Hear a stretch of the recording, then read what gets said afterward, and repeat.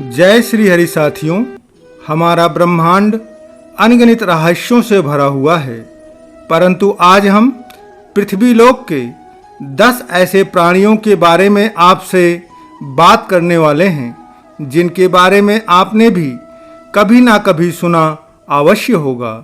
और कुछ प्राणियों को तो कुछ लोगों ने देखा भी है। पहला, ड्रैगन। ड्रैगन के बारे में कई देशों की लोक कथाओं में वर्णन मिलता है।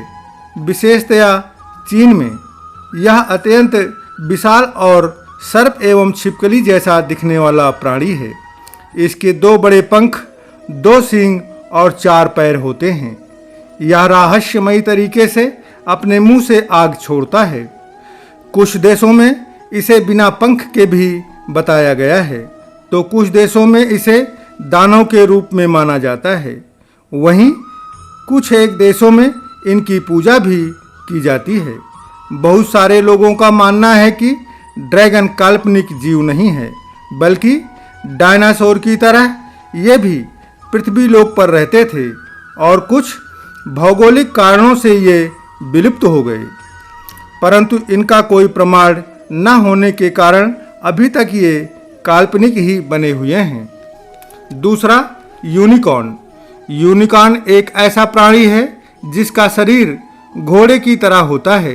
इसके सिर पर एक लंबी और नुकीली सींग होती है। यूनिकॉर्न का रंग सफ़ेद होता है। इसका वर्णन बहुत से देशों की कहानियों में मिलता है। उन देशों में इसे अति पवित्र प्राणी कहा जाता है। ऐसा भी वर्णन मिलता है कि ये पुराने समय में घने जंगलों में कुंवारे लड़के और लड़कियों को दिखाई देते थे। उन देशों की ऐसी मान्यता है कि इसके सींग के स्पर्श मात्र से सभी प्रकार के रोग नष्ट हो जाते हैं, और यदि जल में विष मिला हुआ है और इसका सींग उस जल से स्पर्श हो जाता है तो विष स्वतः समाप्त हो जाता है। कुछ धूर्त एवं धोखेबाज लोग गैंडे के सींग को यूनिकॉर्न का सींग बताकर काफ़ी ऊंचे दामों पर बेचते थे। स्कॉटलैंड जैसे देश में यूनिकॉर्न राष्ट्रीय पशु है। तीसरा, फिनिक्स। फिनिक्स एक प्रकार का पंछी है जिसका वर्णन मिस्र की लोक कथाओं में मिलता है। ऐसी मान्यता है कि फिनिक्स एक अत्यंत खूबसूरत और बहुत अधिक समय तक जीवित रहने वाला पंछी है। लोक कथाओं के अनुसार यह सुनहरे रंग का और चमकने वाला पंछी होता है जिसकी पूंछ हरी, नीली या बैंगनी होती है। एक फिनिक्स पंछी की उम्र लगभग 500 वर्ष तक की वर्णित है।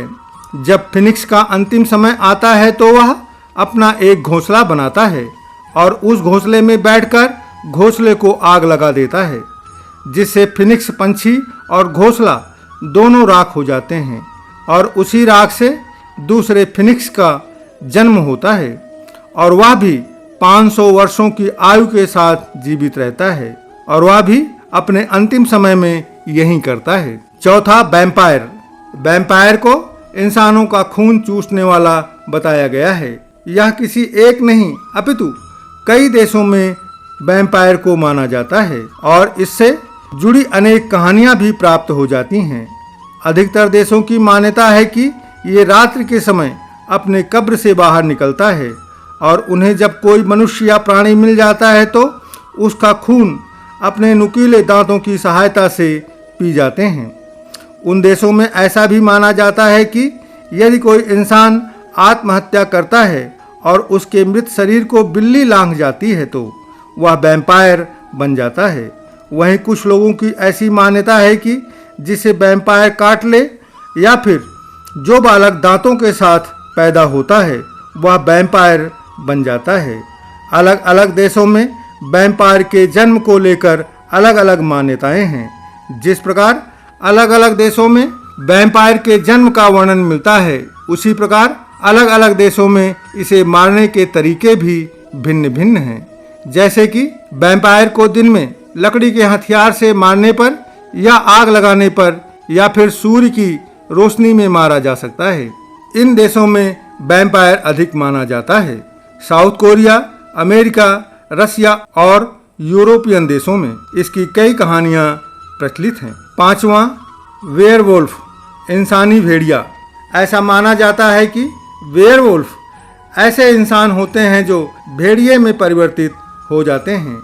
इनके ऊपर कई फिल्में भी बनाई गई हैं, जैसे अपने भारतवर्ष में भेड़िया फिल्म इसी के ऊपर बनाई गई है। ऐसे कई देश हैं जहां इन्हें वास्तविक रूप में माना जाता है और इनकी बहुत सारी कहानियां भी इन देशों में प्रचलित हैं। इन देशों में ऐसी मान्यता है कि कोई इंसान वेयरवुल्फ जब बनता है कि जब उसे किसी का श्राप मिला हुआ हो, या कोई वेयरवुल्फ नाखून से या मुंह से घायल या चोट पहुंचा दे। कई देशों की ऐसी भी मान्यता है कि वेयरवुल्फ कुछ समय के उपरांत वैम्पायर में परिवर्तित हो जाते हैं। बहुत से देशों में वेयरवुल्फ से जुड़ी अनेक कथाएं हैं, परंतु कोई प्रमाण नहीं होने के कारण इसे भी काल्पनिक प्राणी ही माना जाता है। छठवां, मरमेड या जलपरी। यह एक ऐसा समुद्री या जलीय प्राणी है जिसका कमर के नीचे का भाग मछली का और कमर के ऊपर का भाग कन्या का होता है। इनके पास ऐसी मान्यता है कि कुछ दिव्य और चमत्कारी शक्तियां भी होती हैं। जलपरियों की कई कथाएं कई देशों में प्रचलित हैं। ऐसा माना जाता है कि इन्हें संगीत बहुत पसंद होता है। इनकी उम्र काफ़ी लंबी होती है। कई कहानियों और किस्सों में इंसान और जलपरियों की शादी का भी वर्णन मिलता है। ऐसा भी वर्णन मिलता है कि कुछ जलपरियां अच्छे स्वभाव की होती हैं तो कुछ बुरे स्वभाव की भी होती हैं। आज के समय में भी कई लोगों द्वारा यह दावा किया जाता है कि उन्होंने जलपरियों को देखा है। सातवां, ऐती। ऐती के बारे में मान्यता है कि ये हिमालय के पर्वतों पर होते हैं। इनकी बनावट हम इंसानों की तरह ही होती है, परंतु इनके शरीर पर भालुओं की तरह बाल होते हैं। इनका शरीर इंसान के शरीर से काफ़ी विकराल होता है। कुछ तिब्बती लोगों ने इसे देखने का भी दावा किया है। यह यति मानव कैलाश पर्वत के आसपास तिब्बतियन लोगों ने देखा है। इसके पैरों के चिन्ह तो कई लोगों ने देखे हैं। पैरों के चिन्हों को देखकर ही इसकी विशालता का अनुमान भी लगाया जा सका है। इसकी खोज में कई देश के लोग लगे हैं। उनका मानना है कि ये विलुप्त भालू की प्रजाति का हो सकता है। इन्हें हिम मानव भी कहते हैं। आठवां, बिगफूट। ऐसी मान्यता है कि बिगफूट और यति में कोई खास अंतर नहीं है। अंतर केवल यह है कि यति मानव हिमालय की पहाड़ियों पर पाए जाते हैं तो बिगफूट उत्तरी अमेरिका के जंगलों में पाए जाते हैं। ऐसी मान्यता है कि बिगफूट की लंबाई 15 फुट तक होती है। इनके पैरों के चिन्ह यहाँ के जंगलों में अभी भी देखने को मिल जाते हैं। कई लोगों ने बिगफूट को देखने का दावा भी किया हुआ है, परंतु बिगफूट इंसानों और इंसानी क्षेत्र से दूरी बनाकर रखना पसंद करते हैं। यही कारण है कि इनके पदचिन्हों के अलावा कुछ भी देखने को नहीं मिलता है। नौवां, परियां। परियों की किस्से एवं कहानियाँ कई देशों में काफ़ी प्रचलित हैं। यह सुंदर कन्या की तरह होती हैं और जल परियों की तरह ही इनके पास भी कुछ दिव्य एवं चमत्कारी शक्तियाँ होती हैं। इनके 2 पंख भी होते हैं जिनसे यह पंछियों की तरह उड़ भी सकती हैं। इनके हाथ में एक चमत्कारिक छड़ी होती है।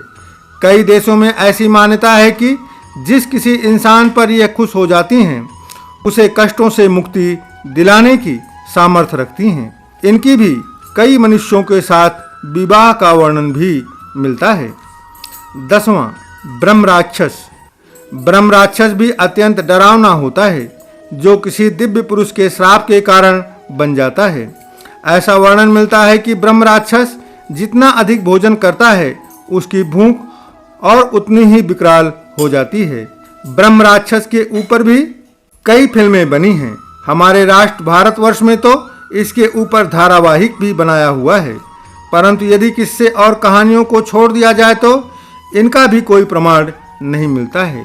साथियों, हमारे पृथ्वी लोक पर कई ऐसे रहस्यमय जीव पैदा हुए हैं जिनके बारे में हम केवल किस्से एवं कहानियों में ही सुनते हैं, जो अभी हमें दिखाई नहीं देते। हो सकता है कि वह विलुप्त हो गए हों अथवा अब वो ऐसी जगह पर रहने लगे हों जहां आम इंसान नहीं पहुंच पाता हो।